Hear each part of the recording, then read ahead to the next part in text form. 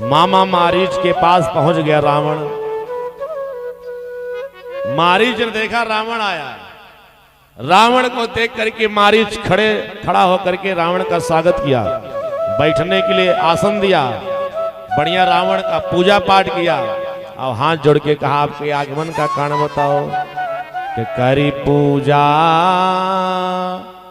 मारीच तब सादर पूछी बात, कवन है तुमन व्यग्र अति अक्सर आय होता। किस लिए आपका मन व्यग्र दिखाई पड़ा, आपका आगमन किस लिए हुआ, कृपा करके बताओ। उसी समय सज्जनों रावण ने कहा मामा मारी सुनो, पंचवटी में राम और लक्ष्मण सीता जी के साथ पधारे, बढ़िया सुंदर सीता जी का मुझे हरण करना है, तुम्हें सोने का मृग बनना पड़ेगा और जब राम तुम्हारे पीछे दौड़ेंगे तो मैं जाकर के सीता का हरण करके लाऊंगा। मारीच ने कहा तुम राम को जानते नहीं, राम कोई साधारण नर नहीं है, राम वो है ना जिन्होंने ताड़का जैसी राक्षसी का वध कर दिया, सुबाहु का अग्नि में जला दिया और मुझे एक कई बाण मारा था, मैं सतयोजन पार चला आया था। खर दूषण आज दैत्यों का वध करने वाला वो पराक्रमी राम कोई और नहीं, ईश्वर ईश्वर। रावण तुझे उससे बैर नहीं करना चाहिए, तुम्हें शरण में चले जाना चाहिए, अब बैर करने से तुम्हारा कल्याण होने वाला नहीं। इतना मारीच ने जैसे कहा रावण क्रोध से लाल हो गया, तलवार उठा करके मारीच को मारने के लिए दौड़ा। या तो तू राम के हाथ मरेगा या तो मेरे हाथ मरेगा। मारीच ने विचार किया कि रावण के हाथ से मरने से तो जीवन का कल्याण होगा नहीं, भगवान राम मुझे मारेंगे तो मुझे मुक्ति मिल जाएगी। और उसने सोचा जब मैं सोने का मृग बन के आगे आगे चलूंगा ना, पीछे पीछे राम जी धनुष बाण लेकर के दौड़ेंगे, तो मैं आज एक बार आगे दौड़ूंगा, एक बार पीछे राम जी के रूप का दर्शन करूंगा, भगवान राम का दर्शन मिलेगा, प्राण छूटेगा, भगवान का धाम मिल जाएगा। कि मम पाछे धरि धावत धरे सरासन फिर प्रभु ही बिलोक हो, धन्य नमो समय। बार बार भगवान के दर्शन का सौभाग्य मिलेगा। इस संसार सागर मुझसे ज्यादा धन्यवान कोई नहीं होगा, मैं बहुत बड़ा सौभाग्यशाली बन जाऊंगा। चलो आज मामा मारीच ने विचार किया रावण के हाथ से मरना ठीक नहीं, प्रभु के ही हाथ से मर जाए, कम से कम जीवन का कल्याण होगा। जन्म हुआ है तो मृत्यु तो निश्चित ही है। बढ़िया सोने का मृग बन करके आ गया। अब सोने का मृग बन के आया तो मायावी मृग बना है। अब जरा विचार कीजिए, कुटिया में पंचवटी में राम जी भी हैं, लक्ष्मण जी भी हैं, सीता जी भी हैं, लेकिन पहले मामा मारी सोने का मृग बन के आया तो याद रखना राम जी की दृष्टि नहीं पड़ी, लक्ष्मण की दृष्टि नहीं पड़ी, मारी के ऊपर सबसे पहले दृष्टि पड़ी तो सीता जी की पड़ी। कि सीता परम रुचिर मृग देखा, सीता परम रुचिर मृग देखा, सीता परम रुचिर मृग देखा, सीता परम रुचिर मृग देखा, अंग अंग सुमनोहर बेसा, अंग अंग सुमनोहर देखा, अंग अंग सुमनोहर देखा। जानते हो राम जी की दृष्टि क्यों नहीं पड़ी, लक्ष्मण की क्यों नहीं पड़ी, पहले सीता की पड़ी। क्यों? क्योंकि मामा मारीच मायावी सोने का मृग बन के आया और सीता जी भी माया की हैं, तो माया की दृष्टि ही माया पर पड़ेगी। असली वाली सीता होती तो वो मारीच पर दृष्टि न डलती। बोले भक्तवत्सल भगवान की। माया की सीता और माया का मारीच, इसलिए सीता जी की दृष्टि पड़ी। सीता जी ने कहा कि सुनो देव रघुबीर कृपाला, यही मृग करयति सुंदर छाला, सत्य संध प्रभु बध कर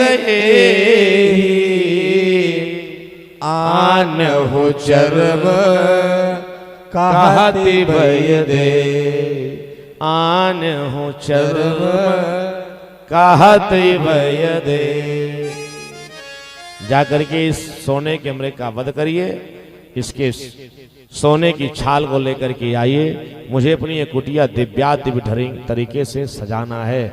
भगवान राम धनुष बाण लेकर के मामा मारीच के पीछे पड़ गए। मामा मारीच आगे आगे भागता हुआ घनघोर जंगल में जा रहा है, पीछे पीछे भगवान राम धनुष बाण लेकर के जा रहे हैं।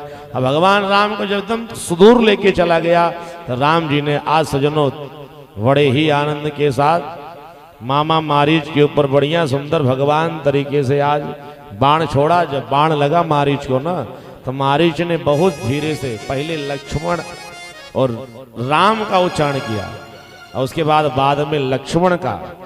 अच्छा, लक्ष्मण का नाम लिया ना, तो वो आवाज सीता के कान में पड़ी, लक्ष्मण जी के कान में नहीं पड़ी, सीता के। क्योंकि मायावी की आवाज माया की सीता ही समझ पाएंगी। बोली भक्तवत्सल भगवान की जय।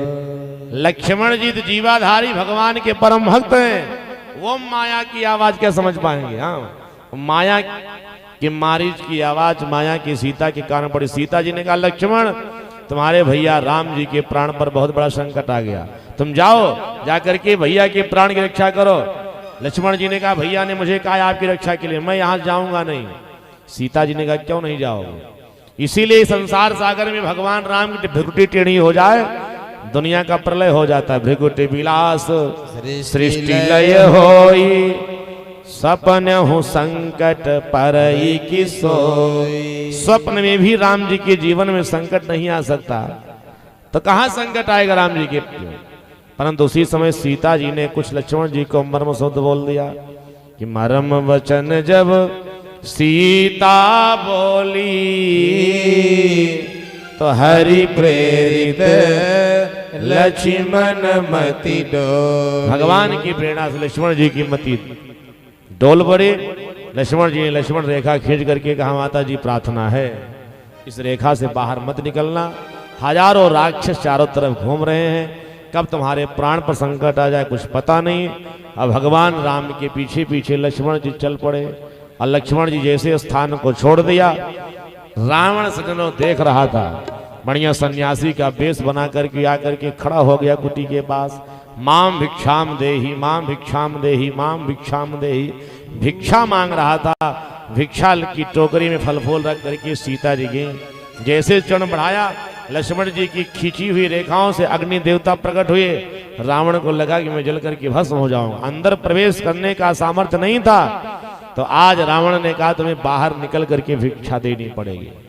जो रावण सज्जनों याद रखना, रावण की गर्जना से, रावण के तेज से, रावण के नाम से संसार सागर के देवता राजा महाराजा कांपते थे और अन्न भी नहीं ग्रहण करते थे। आज वही रावण चुपके से छुप करके सीता जी का हरण करने के लिए जा रहा है। सोन बीच 10 कंधर देखा, आवा निकट जति कर वेश बना करके पधारा है। हवा करके सबसे पहले सीता जी बाहर निकल के आई और जैसे बाहर निकलती हैं, पांव बाहर करती हैं, रावण ने तुरंत सीता जी के हाथ में पकड़ करके अपने विमान पर बैठा करके आकाश मार्ग से सीता जी को लेकर के भगा। अब सीता जी को लेकर के रावण जा रहा था। क्रोधवंत तब रावण लीन है सिरथ बैठा, चला गगन पथ आतुर, भय रथ हाकी न जा।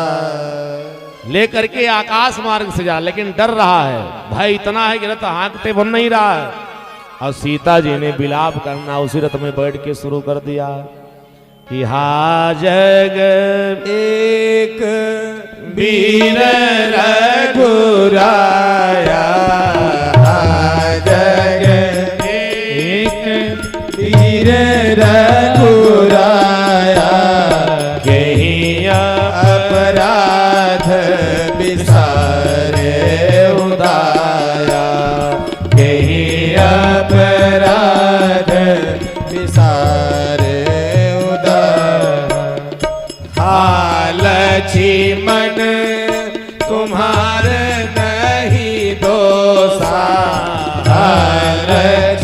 लक्ष्मण तुम्हारे नहीं दोषा, तो फल पायऊं कीन्हूं रोषा, सो फल पायऊं कीन्हूं रोषा, सो फल पायऊं कीन्हूं रोषा। भगवान राम का नाम लेकर के विलाप कर रहे हैं, लक्ष्मण आपका कोई दोष नहीं है, परंतु मैंने तुम्हारे ऊपर क्रोध किया, आज उसी का फल मुझे मिल रहा है। रोती हुई सीता जी जा रही हैं। उसी समय सजनों गीधराज जटायु के कान में आवाज पड़ी। जटायु ने देखा कि रकुल की तिलक नारी को रावण ने हरण करके आकाश मार्ग से पुष्प विमान कर बैठा के लेके जा रहा है।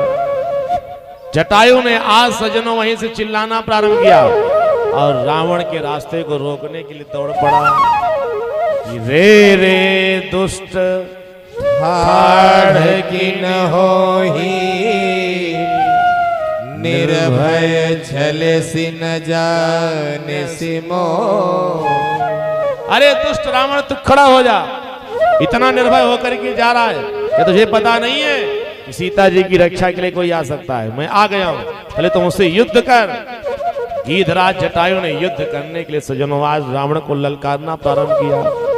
गीधराज जटायु, धन्य है भारत देश, जहां पर नारियों की रक्षा के लिए हमारे देश के पशु पक्षी भी अपने प्राणों का बलिदान कर दिया करते थे।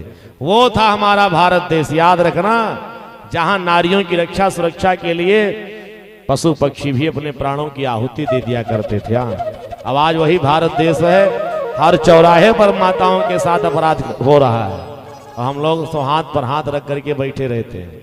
याद रखना, भारत की संस्कृति को याद करो।